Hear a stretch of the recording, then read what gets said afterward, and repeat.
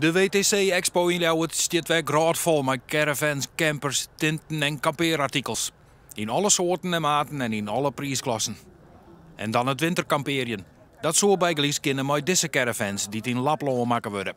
Zelfs bij -40 is erin te wijzen.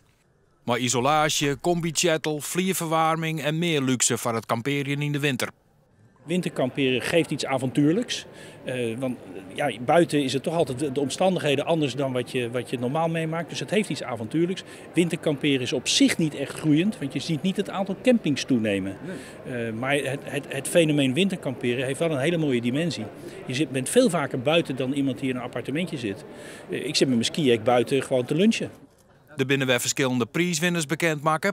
Deze LMC is camper van het jaar 2015 worden. Het bijzondere aan deze camper is dat hij erg compact is. Hij heeft een opbouwlengte van maar 6 meter.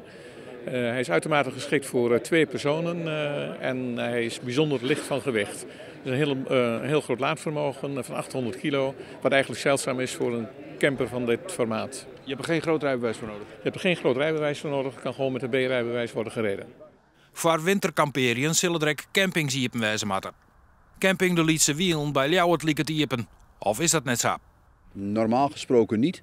Maar omdat we dus nu zowel de Caravana hebben als de toertocht, de 11 steden voor camperaars dit weekend, zijn we open. Dat doen we al een paar jaar en dat bevalt prima. Maar dat is niks voor jullie? Winterkamperen op zich verder? Ja. Nee, we gebruiken deze periode voor onderhoud, ook zelf voor ons sociale leven, ook om op vakantie te gaan. Dus wij vinden de periode 1 april, 1 oktober prima. Caravana is nog rondom uit Tiesje.